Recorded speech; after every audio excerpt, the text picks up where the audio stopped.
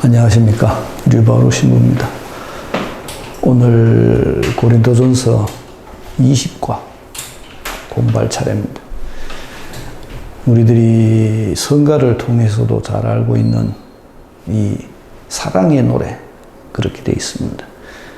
그렇지만 전체적인 맥락에서 볼 때 이 사랑에 대한 이야기가 나오게 된 배경이 사실은 은사에 대한 이야기를 했던 지난과와 연결되어 있다는 걸 우리가 알아야 됩니다.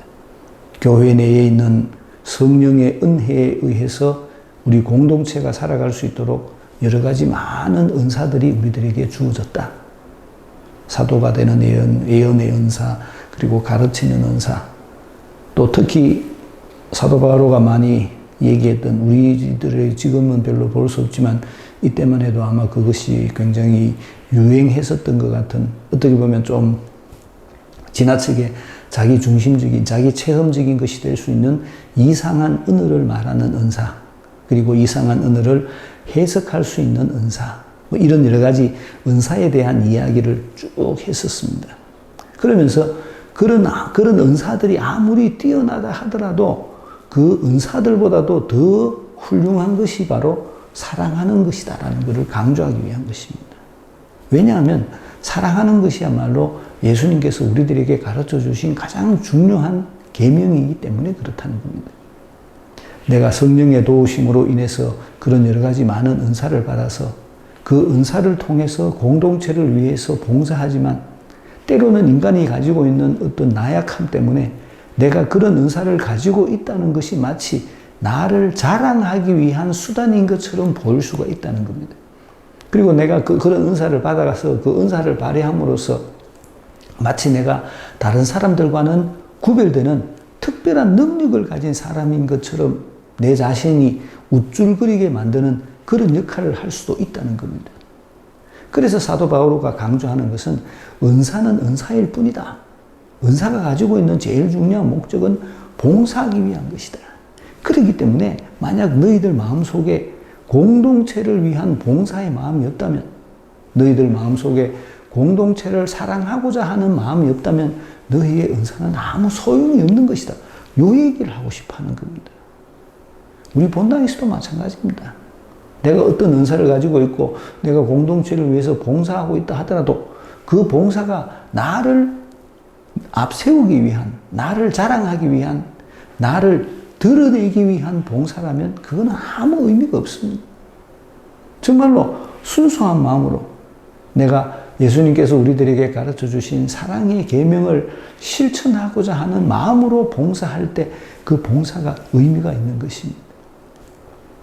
그런 면에서 우리 지금 현재 우리 본당에서 이루어지고 있는 여러 가지 많은 봉사들이 얼마나 우리들에게 가식된 모습을 보여주고 있는지 모릅니다. 많은 경우에 우리들은 우리들을 내세우기 위해서 봉사라는 것을 사용을 합니다. 내가 마치 잘난 사람인 것처럼 나를 드러내기 위해서 봉사라는 이름을 사용할 때가 굉장히 많습니다. 그런 모든 것이 사실은 아무 의미가 없다는 겁니다. 어떨 경우에 사랑이 없다면, 그런 모든 봉사의 가장 근본은 사랑이라는, 예수님께서 우리들에게 가르쳐 주신 사랑하라는 그 근본적인 가르침 위에서 그 모든 것이 가능하다는 겁니다. 제가 몇 차례 강조드렸습니다만은 사랑이라는 것은 이타 존재가 되는 겁니다. 나를 위한 존재가 아니라 타인을 위한 존재. 사람들은 보통 자기부터 먼저 생각을 합니다. 그것이 자기를 위한. 그런데 나를 먼저 생각하는 것이 아니고 상대방을 먼저 생각하는 것. 이게 사랑입니다. 상대방 입장을 먼저 생각하고, 상대방의 처지를 먼저 생각하고, 상대방을 먼저 바라볼 줄 아는 마음. 그게 사랑의 마음입니다. 감정, 남녀 간에 갖는 그런 감정의 마음으로 생각하면 안 됩니다. 예수님께서 가르쳐 주신 사랑은 의지의 활동입니다. 나보다 상대방을 먼저 생각하는 거예요. 예수님의 예를 들어보십시오. 예수님께서 자기를 생각했었다면 예수님께서 십자가 위에서의 죽음을 받아들이셨겠습니까? 예수님은 자기보다 하느님의 뜻을 먼저 생각했습니다. 하느님을 위한 존재로서의 자신. 모든 믿음의 모습은 그렇습니다. 마리아도 마찬가지입니다. 하느님의 뜻을 이루기 위한 수단으로서의 자신을 생각했습니다. 만약에 마리아가 자기부터 생각했다면 하느님의 뜻을 받아들였겠습니까? 만약 마리아가 내가 알을 베마 우야노 이렇게 자기 처지를 먼저 생각했다면 하느님의 뜻을 받아들일 수가 있었겠습니까? 마리아는 자기 처지를 조금도 생각하지 않았습니다. 마리아는 오로지 하느님의 뜻만을 생각했습니다. 하느님을 먼저 생각했습니다. 그렇기 때문에 그것이 사랑의 모습인 겁니다. 예수님도 자기 생각보다는 하느님을 먼저 생각했습니다. 그래서 예수님은 우리들에게 사랑의 모범을 보여주신 것입니다. 우리들도 내 자신보다도 상대방을 먼저 생각할 줄 아는 습관을 들여야 됩니다. 여기 사랑의 모습입니다. 그리고 이런 모습이 우리들 속에 자리를 잡고 있어야 됩니다. 거기 영의 생활을 하는 사람의 삶의 방법입니다. 사도 바울은 그거를 우리들에게 가르쳐 주려고 했던 겁니다. 내가 인간의 여러 언어와 천사의 언어로 말한다 하여도 이 말이 특히 언어에 대한 얘기를 하고 있죠. 이것이 바로 이상한 언어로 말하는 신령스러운 언어를 말하는 이 사람들을 위한 경고입니다. 네가 마치 하느님으로부터 특별한 은총을 받아가 네가 신령한 언어를 말하는 것처럼 얘기를 하지만 네가 하는 그 신령한 언어조차도 네 그 바탕에 사랑이 없다면 너는 아무 의미가 없다는 겁니다.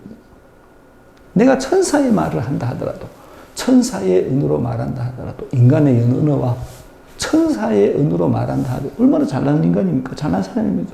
사람들이 보면 놀라겠죠. 저 사람 정말 하느님하고 친한 모양이다. 저 사람한테 뭐 청탁해야 되겠다. 저 사람은 정말로 하느님을 드러내는 사람이다라고 생각한다는 거죠. 하더라도 사랑이 없으면 나는 요란한 징이나 소란한 꽹과리에 지나지 않습니다. 요란한 징, 소란한 꽹과리는 뭡니까? 시끄러운 소리밖에 안 된다는 거죠. 시끄러운 소리. 내 귀를 아프게 하는 소리. 나를 짜증내게 하는 소리밖에 안 된다는 겁니다. 어떨 경우에 사랑이 없으면 네가 하느님으로부터 아무리 훌륭한 능력을 받아서 네가 하느님으로부터 아무리 뛰어난 은사를 받아서 그 은사를 입으로 네 말로 언어로 발휘한다 하더라도 그 언어조차도 네가 하는 그런 행동조차도 그 바탕에 사랑에 의한 행동이 아니라면 사랑에 의한 행동이 아니라는 말은 너를 내세우기 위한 행위라면 상대방을 위한 행동이 아니라 너를 내세우기 위한 행동이라면 너의 그 행동은 꽹과리에 지나지 않는다. 귀를 아프게 할 따름이다. 그 얘기를 하는 거예요. 내가 예언하는 능력이 있고 모든 신비와 모든 지식을 깨닫고 산을 옮길 수 있는 큰 믿음이 있다 하여도 이것도 마찬가지죠. 은사에 대한 설명입니다. 이런 은사, 예언의 은사, 그렇죠? 모든 지식을 깨닫는 이건 뭐라고 했습니까? 지혜의 은사, 가르치는 은사, 산을 옮길 수 있는 큰 믿음, 그만큼 큰 믿음의 은사, 이런 모든 것이 있다 하더라도 나에게 사랑이 없으면 나는 아무것도 아닙니다. 네가 하나님으로부터 그렇게 큰 은사를 받았다 하더라도 그 은사가 사랑 때문에 사용되는 것이 아니라면 너는 아무 소용이 없다는 거예요. 그거를 잘 들으셔야 됩니다. 우리들의 은사가 사랑이 바탕이 되지 않으면 그 은사는 아무 소용이 없다. 그거를 강조하는 겁니다. 내 능력이 아무리 뛰어났더라도 내가 공동체를 위해서 아무리 많은 봉사를 하더라도 그 봉사의 바탕에 사랑이 없다면 내가 하는 모든 봉사는 다 나를 위한 것밖에 안 된다는 거예요. 자, 중요한 얘기입니다. 내가 모든 재산을 나누어 주고 내 몸까지 자랑스레 넘겨준다 하여도 나에게 사랑이 없으면 나에게는 아무 소용이 없습니다. 얼마나 잘난 행동입니까? 모든 재산을 나누어 주고 내 몸까지 넘겨준다 하여도. 그런데 모든 재산을 나누어 주고 네 몸까지 넘겨주는 그 행위가 너를 내세우기 위한 행동이라면 너를 드높이기 위한 행동이라면 그 행동은 아무 의미가 없다는 겁니다. 상대방을 위한 것이 되어야 된다. 그렇지 못한다면 그거는 아무 의미가 없고 아무 소용이 없습니다. 사랑은 참고 기다립니다. 굉장히 중요한 얘기입니다. 우리들 사이에서도 우리들의 공동체 속에서도 우리가 정말로 상대방을 사랑한다면 우리들이 가져야 될 가장 중요한 덕목 중에 하나가 참고 기다리는 겁니다. 공동체 사목할 때 그 공동체 사목이란 무엇인가라는 책자 속에 그 교육하는 프로그램 중에 그 정도 수준에까지 공동체가 성장하기는 참 어려운데 그 교재 중에 하나가 제목이 참고 기다리기가 있습니다. 내가 정말 우리 공동체에 속해 있는 우리 형제를 사랑하기 때문에 그 공동체에 속한 형제를 기다려준다는 겁니다. 심지어 그 예문에 이런 얘기가 나옵니다. 나는 더 이상 공동체에 가고 싶은 마음이 없다는 것을 드러내는데 어떤 얘기가 하는가 하면 내 아들이 저 신자의 딸과 결혼했다가 이혼을 했다. 그게 옛날에는 사돈이었는데 파혼을 했다는 거죠. 감정이 상한 게 있겠죠. 그런데 내가 어떻게 가서 저 사람을 볼 수가 있겠느냐. 공동체에 있는 식구들이 나를 무식하다고 놀린다. 그럼에도 내가 어떻게 그 모임에 참석할 수가 있겠느냐. 우리들은 서로 참아줘야 됩니다. 왜냐하면 서로가 서로를 참아주는 것이 사랑의 시작이기 때문에 그렇습니다. 그런데 안타깝게도 우리들은 참아주는데 너무 인색합니다. 자기가 하고 있는 잘못된 모습은 보지 않고 상대방이 하고 있는 아주 작은 티끌을 하나를 가지고 시비를 걸고 그거를 지적질하고 그로 인해서 서로 감정이 상하고 이런 일들이 우리들 속에 벌어지는 겁니다. 세상 사람들이 하는 거하고 똑같은 일들이 우리 성당 속에서 벌어지는 겁니다. 그 말은 우리들하고 세상 사람들하고 사이에 아무런 구별이 없다는 소리입니다. 우리들이 정말 예수님의 제자라면 예수님께서 우리들에게 가르쳐 주신 계명을 우리가 조금이라도 지키려고 애를 쓰는 사람이라면 우리는 우리 형제가 하고 있는 못난 모습을 참아줄 줄 알고 기다려줄 줄 알아야 됩니다. 얼마 전에 사목회의 하다가 그런 얘기가 나왔는데 독서하고 복사하고 못하는 사람들 그 사람들 왜 자꾸 신부님은 시킵니까? 생각해 보십시오. 기는 아이가 일어나기 위해서 얼마나 많이 넘어집니까? 넘어지는 과정이 없다면 그 아이가 설 수 있겠습니까? 훌륭한 부모라면 우리 아이가 넘어지고 일어나고 하는 것을 인내로 견뎌줄 겁니다. 못 일어난다고 꾸중하는 것이 아니고 일어나려고 애를 쓰고 자빠지고 일어서고 자빠지고 그 반복하는 행동을 인내로 봐줄 겁니다. 그것이 우리가 같이 성장하는 방법입니다. 그게 우리가 서로 사랑하는 모습이에요. 그래서 사도 바오로가 사랑을 얘기하면서 제일 먼저 내세우는 것이 참고 기다리는 것이라고 말하는 거예요. 내가 상대방을 참아줘야 되고 상대방이 깨달을 수 있도록 기다려줘야 되고 상대방이 스스로 할 수 있도록 기다려줘야 됩니다. 그게 내 중심이 아니라 상대방 중심이라는 것. 사랑은 참고 기다립니다. 사랑은 친절합니다. 사랑은 시기하지 않고 뽐내지 않으며 교만하지 않습니다. 상대방을 위한 거니까 당연히 그렇죠. 사랑은 무례하지 않고 예가 없다는 겁니다. 예가 없다. 무례라는 말은 예가 없다는 말은 옛날에 또 공자는 예가 없는 사람은 오랑캐라고 그랬습니다. 오랑캐. 예를 모르는 인간이 아니라고 그랬습니다. 자기 이익을 추구하지 않으며 성을 내지 않고 앙심을 품지 않습니다. 사랑은 불의에 기뻐하지 않고 진실을 두고 함께 기뻐합니다. 진실을 두고 함께, 사랑은 함께 기뻐하는 겁니다. 함께. 혼자가 아니고 함께. 사랑은 모든 것을 덮어주고 모든 것을 믿으며 모든 것을 바라고 모든 것을 견디어냅니다. 이런 것들이 우리 공동체 속에서 이루어져야 된다는 겁니다. 사도 바오로가 하고 있는 말은 그 말입니다. 너가 아무리 하나님으로부터 훌륭한 은사를 받아가 네 능력이 좋다고 값으로 사도 그게 사랑이 없을 경우에는 아무 소용이 없다. 근본이, 우리들의 삶의 근본이, 네가 예수님을 믿는 사람이라면 우리들의 삶의 근본 정신이 바로 사랑의 마음이 있어야 된다. 그것이 없을 때 우리들의 믿음은 성립될 수가 없다는 것을 말합니다. 안타깝게도 현대인들은 자기 중심적인 면이 많기 때문에 이런 사도의 가르침을 이해하기가 굉장히 어렵습니다.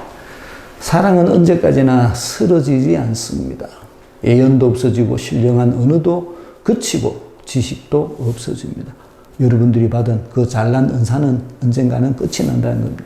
우리는 부분적으로 알고 부분적으로 예언합니다. 부분이라는 말은 아직 완성되지 않았다는 모습입니다. 우리가 완성되었을 때 그 모든 것이 드러나게 되는데 현재 지금 우리가 하고 있는 것은 요 작은 부분이라는 겁니다. 그러니까 하느님이라는 분이 예를 들어서 100이라면 네가 하고 있는 그 작은 부분, 네가 하느님으로부터 받았다고 말하는 그 은사는 0.1도 안 된다는 겁니다. 근데 너는 그 0.1을 가지고 100이신 하느님을 마치 아는 것처럼 그렇게 이야기한다는 거죠. 그렇게 해서는 안 된다. 그건 공동체를 망친 그 얘기를 하는 겁니다.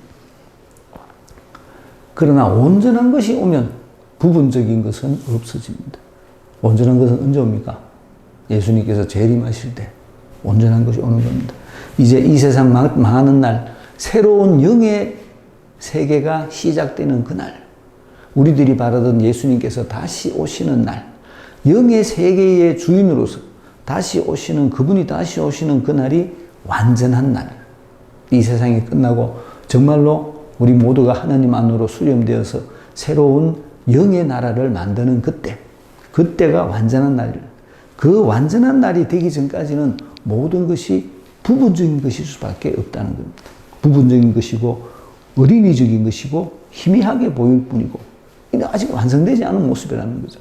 완전하지 않은 모습, 충만하지 않은 모습, 꽉 차지 않은 모습, 그런 모습들 속에 우리들이 살고 있다는 겁니다.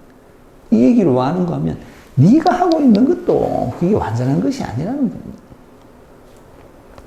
일부분에 지나지 않는다는 겁니다. 내가 아이였을 때에는 아이처럼 말하고 아이였으니까요. 아이처럼 생각하고 아이처럼 헤아렸습니다. 아이니까. 아직 덜 성장했으니까. 내가 가지고 있는 한계가 조그마다는 거죠. 그러나 어른이 되어서는 아이적의 것들을 그만두었습니다. 이것도 사실 굉장히 어려운 얘기인데, 아나 어른이나 별로 차이 없는데 사실은. 그래도 어른이 됐다니까, 성장했다니까 뭔가 달라진 것이겠죠. 우리가 지금은 거울에 비친 모습처럼 어렴풋이 보지만, 여기 말하는 거울에 비친 모습은 이거는 청동 거울입니다. 우리가 지금 보고 있는 유리거울이 깨끗하게 보이잖아요. 그 유리거울을 말하는 것이 아니라 청동으로 된 거울. 옛날에 유리가 나오기 전에, 유리는 아라비아, 페르시아에서 만들어졌죠. 8세기, 9세기 이때 만들어졌습니다. 그러니까 이때는 여러분들이 가끔씩 그 로마를 배경으로 하는 영화 같은 거 보면 그 여인들이 청동으로 만든 거울 앞에서 치장하는 모습을 볼 수가 있을 겁니다. 그래서 지금은 거울에 비친 모습처럼 어렴풋이 보이지만 그때에는 얼굴과 얼굴을 마주 볼 것입니다. 그때 언제? 그때 예수님께서 다시 오실 때, 이 세상이 완성될 때 내가 지금은 부분적으로 알지만 똑같은 얘기를 반복합니다. 그때에는 하느님께서 나를 온전히 아시듯 나도 온전히 알게 될 것입니다. 그때는 내가 하느님을 온전히 알게 될 것이다. 우리들에게 주어진 각각의 은사가 무엇인지도 정확하게 알게 될 것이다. 그분께서 우리들에게 그런 은사를 주신 이유도 우리가 완전히 알게 될 것이다. 그러므로 이제 믿음과 희망과 사랑 이 세 가지는 계속됩니다. 언제까지? 올 때까지. 하나님께서 다시 오실, 예수님께서 다시 오실 때까지. 그 가운데에서 어떤 사랑입니다. 우리 공동체를 유지시키는 가장 중요한 바탕은 사랑이라는 겁니다. 상대방을 먼저 생각할 줄 아는 마음. 그런 마음이 없다면 우리는 세상 사람과 조금도 다를 것이 없다는 거죠. 내가 예수님을 따르는 사람이다라고 나를 내세울 근거가 하나도 없다는 거예요. 우리는 예수님의 가르침을 따르는 사람이기 때문에 우리들의 존재의 근본, 내가 믿음을 가진 사람으로서 예수님을 따르는 사람으로서 우리들의 존재의 근본은 사랑하는 일이라는 겁니다. 네가 아무리 좋은 재주를 가졌다 하더라도, 네가 하나님으로 아무리 좋은 은사를 받았다 하더라도 그 모든 것이 사랑이 없으면 아무 소용이 없다. 사도 바울의 가르침을 우리들이 잘 알아들어야 되겠습니다. 문제풀이 해보겠습니다.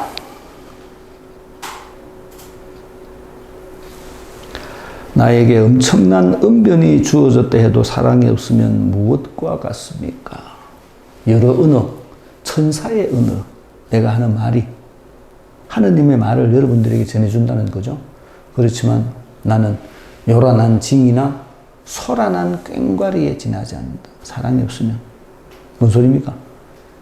귀만 아프다 이 소리입니다. 귀만 아프다. 사랑이 없으면 네가 아무리 뛰어난 언어를 말한다 해도 네 근본 바탕에 사랑을 깔고 있지 않으면 네가 하는 소리는 전부 다 귀만 아픈 소리라는 거죠. 이번 모든 지식과 큰 믿음도 사랑이 없으면 무엇과 같습니까? 아무것도 아니다. 아무것도 아니다. 아무것도 아니라고 말합니다. 3번 내 재산과 몸까지도 줄 수 있다 해도 사랑이 없으면 어떤 결론에 이릅니까? 아무 소용이 없다. 좀 더 없다 소리죠. 없다 소리죠. 아무것도 아니다. 아무 소용이 없다. 그러니까 4번 사랑이 가지고 있는 10가지 능력을 찾아서 적어봅시다. 10가지 능력입니다. 참고, 기다리고, 친절하고, 시기하지 않고, 뽐내지 않고, 교만하지 않고, 무례하지 않고, 자기 이익을 추구하지 않고, 성을 내지 않고, 앙심을 품지 않는다. 그게 내가 사랑한다는 표시라는 겁니다. 이런 것들이 우리들 속에 배어 있어야 된다는 거죠. 그게 내가 믿음을 가진 사람으로서의 태도라는 겁니다. 마지막까지 남는 것은 무엇이라고 사도는 말합니까? 8절.